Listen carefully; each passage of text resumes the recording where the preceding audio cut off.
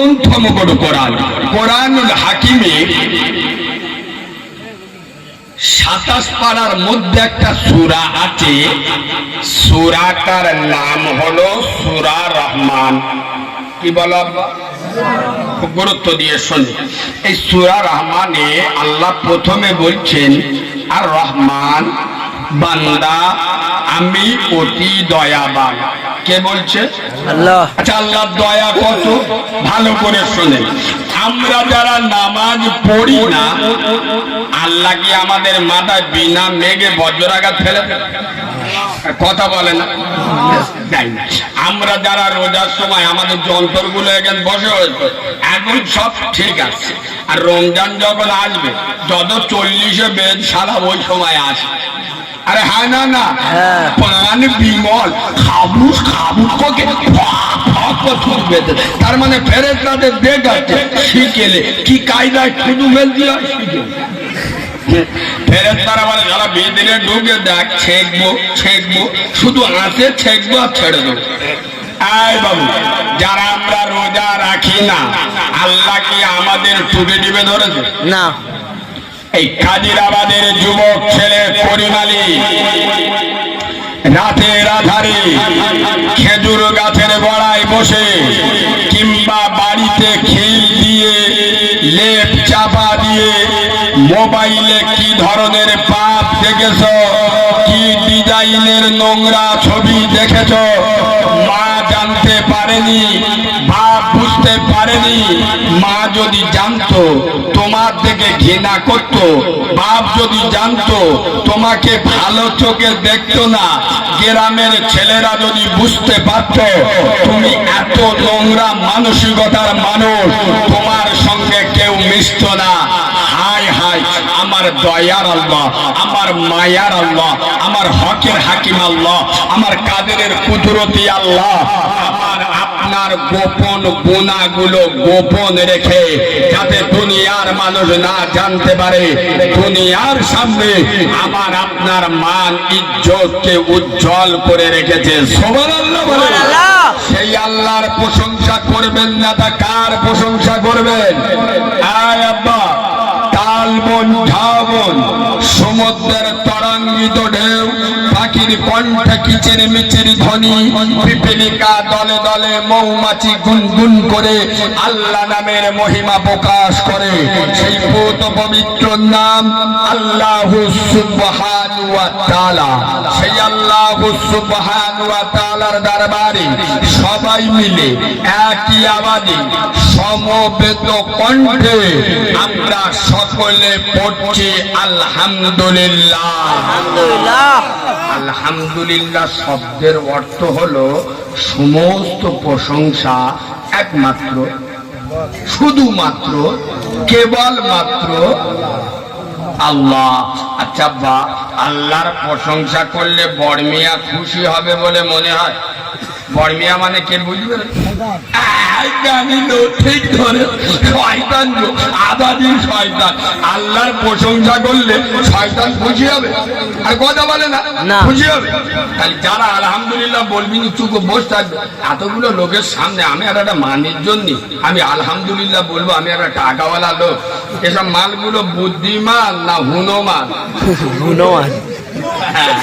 আমি বলবো তোমরা জানো, যারা শয়তানকে খুশি করে চুপ করে থাকবে আর যারা আল্লাহকে রাজি করবে ভালোবাসা দিয়ে আলহামদুলিল্লাহ পড়বে, আগিয়ে চলে।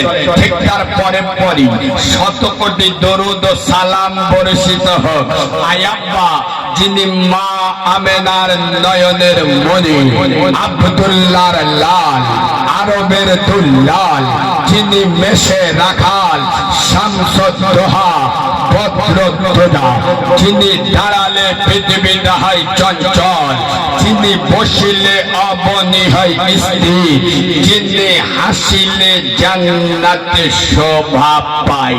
সুবহানাল্লাহ বলেন। চাপা আমার মুস্তাফা যদি না হাসতো জান্নাতের কোন মর্যাদা থাকতো?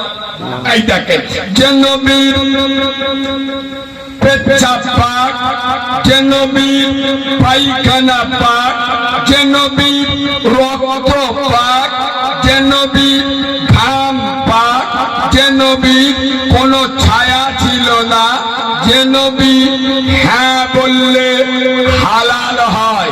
সুবহানাল্লাহ বলে। সুবহানাল্লাহ। যে নবী হ্যাঁ বললে হালাল, কথা বলুন, হালাল হয়। যে নবী না বললে হারাম হয়। যিনি আঙ্গুল ইশারা করলে আসমানের চাঁদ দুটুকরো হয়ে যায়, যিনি পা বাড়ালে খোদার আরশ আজিমে চলে যায়। আরে যে নবী হাসিলে জান্নাত শোভা পায়, যে নবী কাঁদিলে জাহান্নাম ভয় পায়।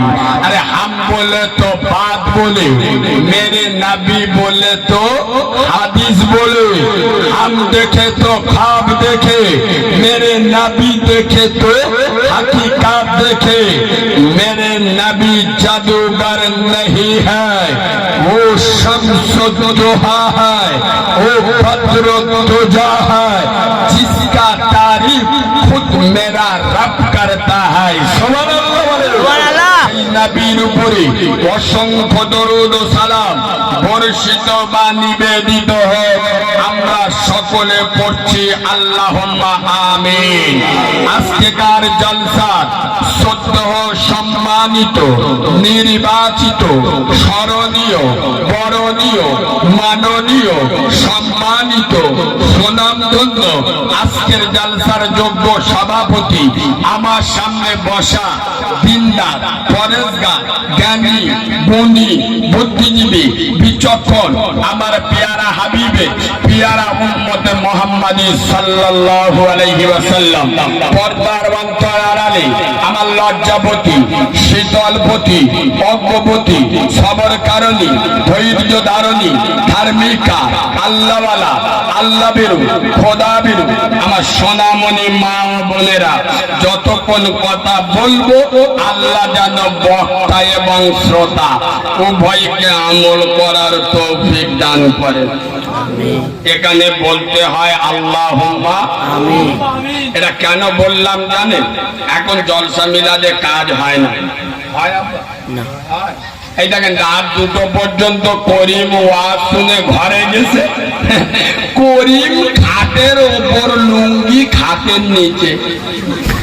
আরে হ্যাঁ না, রাত 2টো পর্যন্ত ওয়াজ শুনে করিম ঘরে গিয়ে শুয়েছে, জম্মের শোয়া শুয়ে, করিম খাটের ওপর লুঙ্গি খাটের নিচে।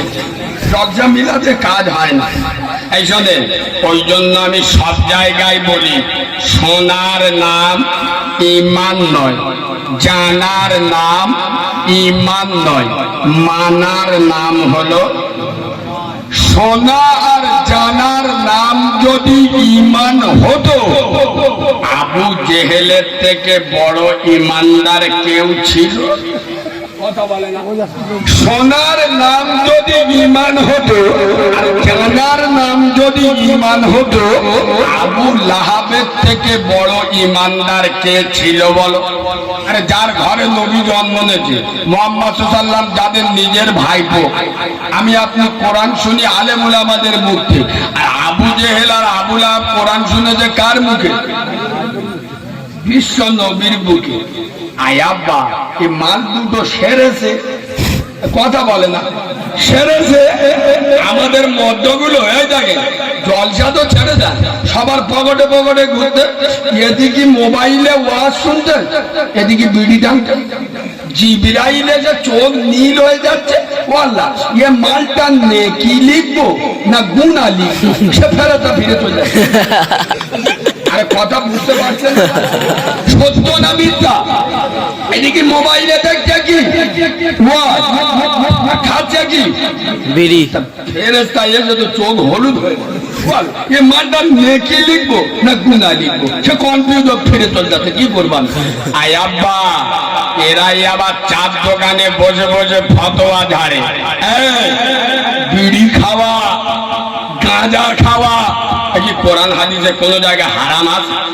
কথা বলেন না, নাজায়েজ লেখা আছে? তা ভালো তো, আমি কারিমুল্লাহ হালাল করে দিয়ে যাচ্ছি, খাবেন কালকে। তবে বাঁদরামি করলে চামড়া তুলে দেবো, আগুন দিয়ে খাওয়া যাবে না, রাত্রেবেলা 500 গরুর দুধ নেবে, 250 গাঁজা নেবে, নিয়ে ভিজিয়ে রাখবে, সকালবেলা উঠে ওই মালটা খাবেন, শালা চোখ বুলু হয়ে যাবে। হ্যাঁ, বিড়ি খাওয়া কোরআন হাদিসে কোনো জায়গায় নিষেধ নাই তো, হারাম নাই। তারা কাজ করবে, আপনার স্ত্রী যখন গোশ, আলু আর কদু রান্না করবে, গোটা 50 বিড়ি নে হারিয়ে ফেলে দেবেন। শালা কয় বাপ বেটা মিলে খা, চোখ হলুদ হয়ে যায়।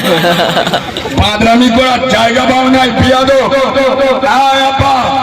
কিছু কিছু মুসলমানের ছানা আছে বলে দেখবেন